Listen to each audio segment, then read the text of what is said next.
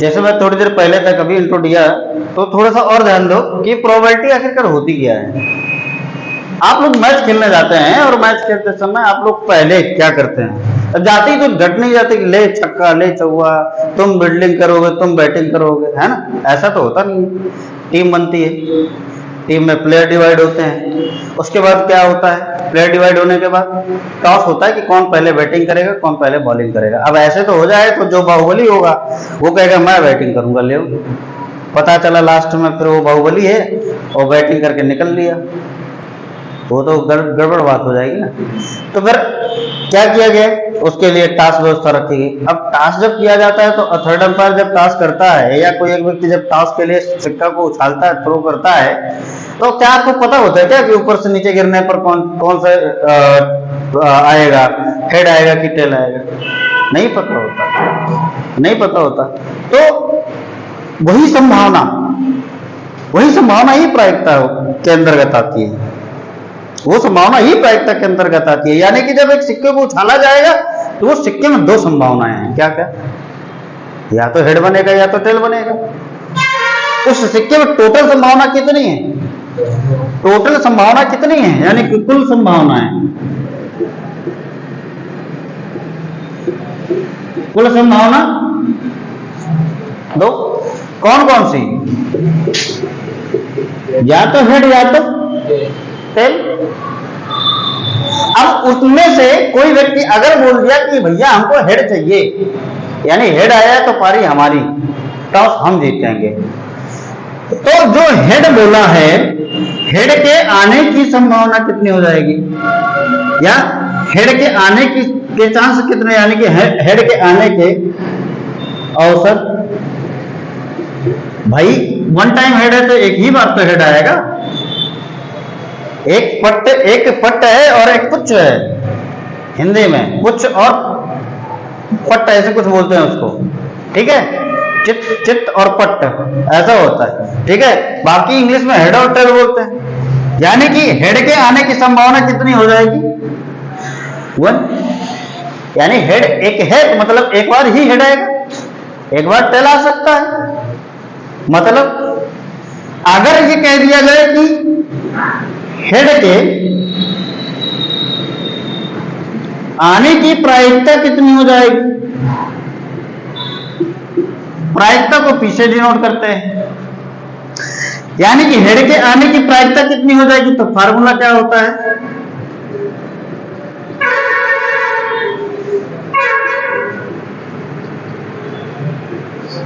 संभावित मान बटे कुल अवसर या कुल चांसेस या कुल टोटल इवेंट उसमें कितने बनेंगे? 2 और संभावित मान कितने? 1। यानी कि प्रोबेबिलिटी क्या बन जाएगी? 1/2। समझे कि नहीं समझे? अभी खाली एक इंट्रो दिया जा रहा है, ठीक है? यानी कि इसी में अगर पूछ लेता कि टेल के आने की प्रोबेबिलिटी क्या होगी या टेल के आने की प्रायिकता क्या होगी, तो क्या हो जाएगी? क्योंकि टेल भी वन टाइम है, इसलिए टेल की भी आने की प्रायिकता कितनी हो जाएगी? 1/2 ही हो जाएगी। अगर यहीं पर ये तो किसके लिए हो गया? ये सिर्फ एक सिक्के के लिए हो गया।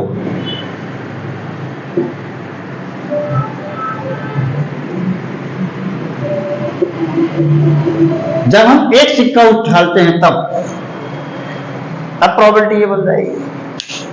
मैं अगर कह दूं आपके पास एक कोई बैग है और उस बैग में 8 गेंदें रखी गई हैं और उन 8 गेंदों में से रैंडमली एक गेंद कोई निकाली जाती है। रैंडमली का मतलब अचानक। आपने क्या किया? ऐसे छोटा बच्चा क्या होता है, आप थाली में खाना खा रहे हैं, गोदी में बैठा हुआ है, अब एकदम वो मतलब उससे कोई लेना देना नहीं है। छोटा बच्चा का इन द सेंस ये हो गया तो चल नहीं पा रहा, वो गोदी में ऐसे बैठा हुआ, तुम खाना खा रहे हो, भाई उसकी पकड़ इतनी खतरनाक होती है, इतनी मजबूत पकड़ होती है ना कि विश्व के अंदर इतनी मजबूत पकड़ किसी की नहीं होती। अब उसके मूड में आया कि ये थाली में जो रखा है इस थाली का मुझे मटेरियल उठाना है, तो एक बार ऐसे करेगा आप हाथ उसका ऐसे करेंगे, फिर ऐसे करेगा, फिर आप उसका हाथ हटा देंगे ताकि ये थाली गिरा नहीं दे, आप खा रहे हैं ताकि गिरा नहीं दे। अब वो सडनली मतलब रहेगा, अचानक मारेगा झपट्टा, और जो पकड़ना होगा ऐसे पकड़ के उठा के चला आएगा। अब फिर मजा ले तुम उसकी मुट्ठी खोल लो, निकाल लो, जब तक वो खुद नहीं चाह रहा तब तक उसकी मुट्ठी नहीं खोल सकते। तो रैंडमली उसने क्या किया, झपट्टा मारा अचानक, आप समझ नहीं पाए। ऐसे ही आपको झोला दे दिया गया, झोला में 7-8 गेंदें भर के दे दी गई, एक झोले में 8 गेंदें भर के दे दी गई। मैं गेंदों का कलर अभी डिसाइड नहीं कर रहा हूं, क्यों, उसके लिए कंडीशन अलग बनेगी। एक झोले में 8 गेंदें दे दी गई और उनमें से कह दिया गया कि एक गेंद के निकालने की प्रोबेबिलिटी बताइए, एक गेंद बाहर निकालिए। 8 गेंदें हैं, 8 प्रकार से निकाली जा सकती हैं, यानी वन टाइम में एक ही गेंद तो निकालोगे, एक टाइम में 2 गेंदें तो नहीं निकाल सकते, क्योंकि मैंने कंडीशन दे दी है क्या, वन टाइम 1 गेंद निकालना है आपको, 1 बॉल निकाल के बाहर करना है। यानी झोले में रखी हुई गेंदों की संख्या कितनी, 8, यानी टोटल आउटकम्स कितना, इधर आ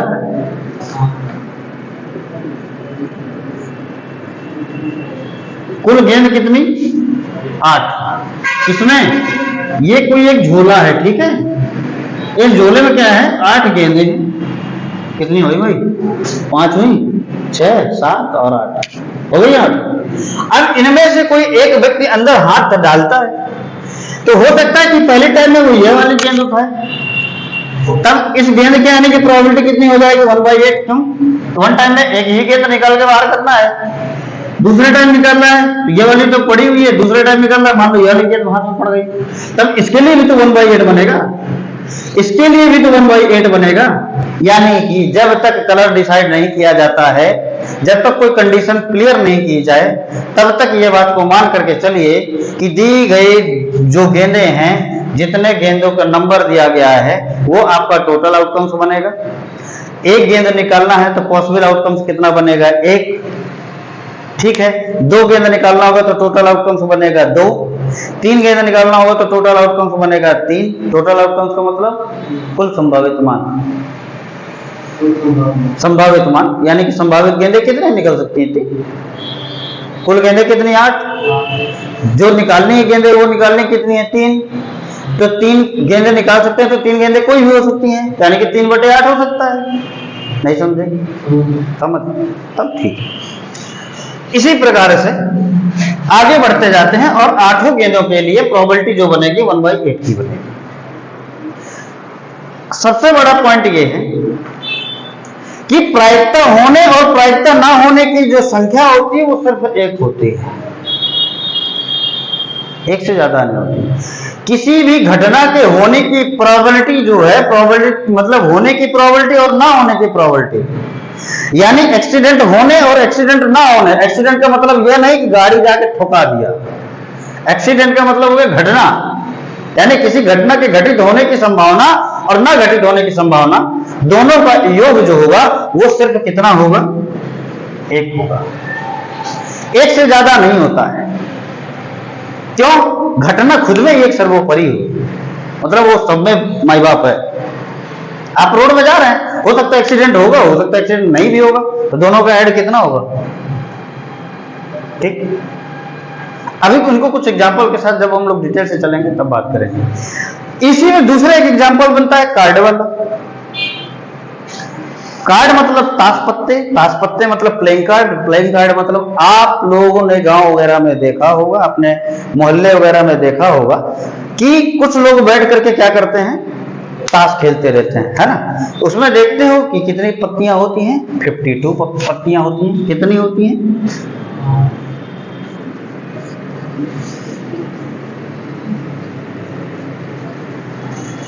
ताश की एक गड्ढे में कितने कार्ड, 52 कार्ड्स।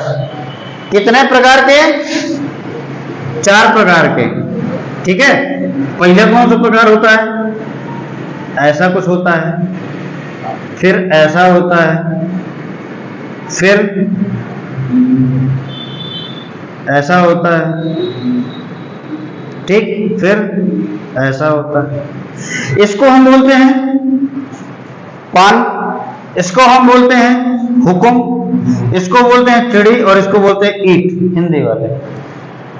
इंग्लिश वाले इसको बोलते हैं डायमंड, इसको क्या बोलते हैं थोड़ा देखो, चलो बता देंगे।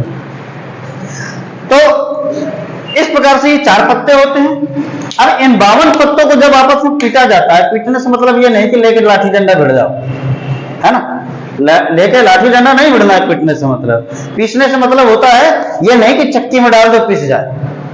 सर जी आप ही तो बोले थे कि 52 पत्तों को पीसना है, तो हम गए चक्की वाले को दे दिए, उसने पीस दिया। अब निकालिए इसमें कहाँ है हुक्म का एक्का, अब निकालिए कि इसमें कहाँ है हुक्म का बादशाह। वो तो पिस करके सारे बादशाह सारी रानियों मिल गए, और सारे रानी देख कर बादशाह सब मिल गए, है ना। ऐसा नहीं होता। पीसने का मतलब होता है पत्तों को ऊपर नीचे करना, और वो देख नहीं रहे कि पत्ता कौन सा कहां पर रखा हो, उनमें से रैंडमली एक पत्ता निकाल करके बाहर किया गया। अब उस एक पत्ते में क्या आ सकता है ये आपको भी नहीं पता। उस 52 पत्तों में से एक पत्ते को निकाला गया, और उस पत्ते में तो 52 प्रकार के पत्ते जो पड़े हुए हैं, 52 प्रकार के पत्ते हो सकते हैं, मतलब 52 प्रकार की चीजें हो सकती हैं। मतलब है कि उनमें 4 प्रकार के कार्ड बांटे गए, 4 प्रकार के कार्डों में 13 नंबर होते हैं। यानी एवरी कार्ड का नंबर कितना होता है? 13। प्रत्येक कार्ड के नंबर कितने? 13। यानी 13 कार्ड बनेंगे। 13 कार्ड कौन कौन से होते हैं? होता क्या है? एक्का लिख के आता है, फिर दुक्का, तिक्का, चौका, पंचा, छक्का, सत्ता, अट्ठा, नहला, दहला, फिर 11 में गोटर, फिर गुल्ला जिसको बोलते हैं, फिर बेगी, फिर बादशाह। इनका पिताजी कौन? ये। एक एक्का सबका माई बाप होता है, ठीक है। सबके पिताजी इसमें कौन है? एक्का है। अब ये 13 पत्ते जो दिए गए काउंट कर लो, 1 2 3 4 10, तो यही हो गए 11 12 13 पत्ते हो गए ना। यानी 13 पत्ते ईंट के भी बनेंगे, 13 पत्ते चिड़ी के भी बनेंगे, 13 पत्ते हुक्म के भी बनेंगे,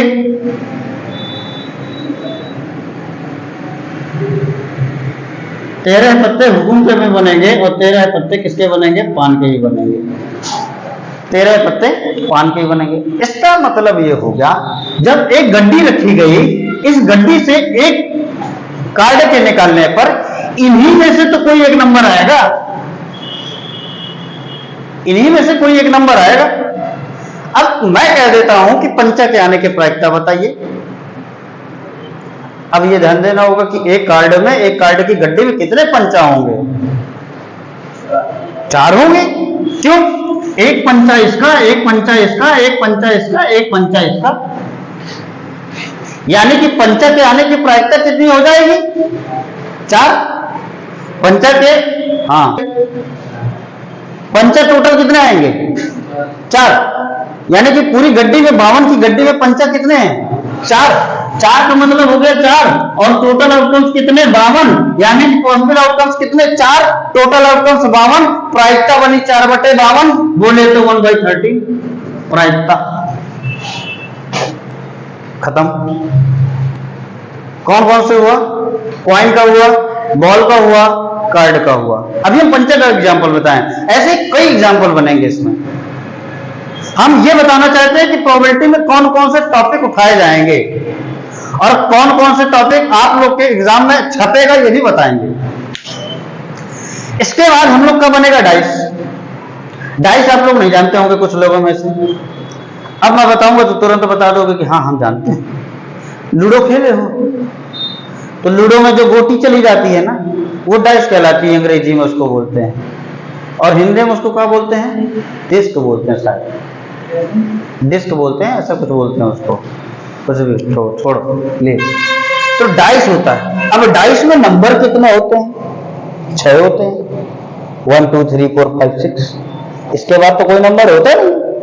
मतलब एक डाइस को अगर फेंका गया, अब मैं पूछ लूं कि उसमें टोटल आउटकम्स कितने हैं? Total outcomes 6।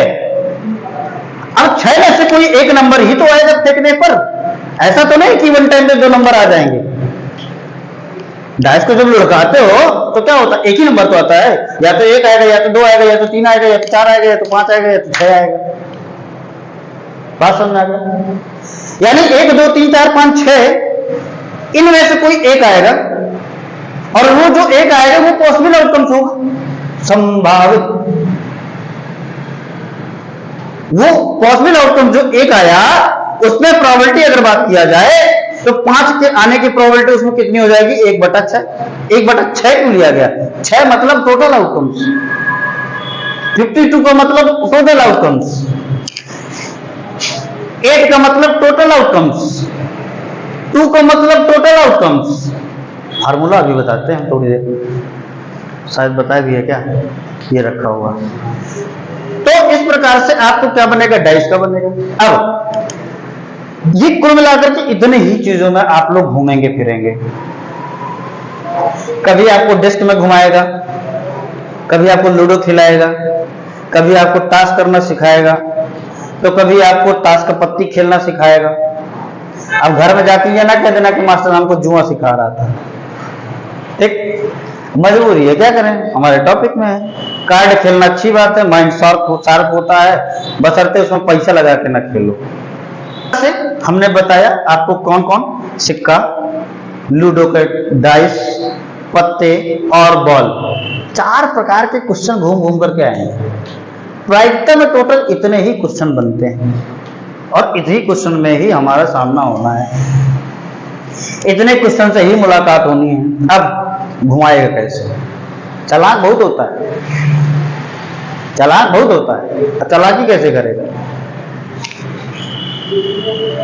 3 सिक्कों को एक साथ उछाला जाता है, उनमें कम से कम एक हेड के आने की प्रायिकता बताइए। 3 सिक्के एक साथ उछाले जाते हैं, उनमें से एक के हेड के आने की प्रायिकता बताइए।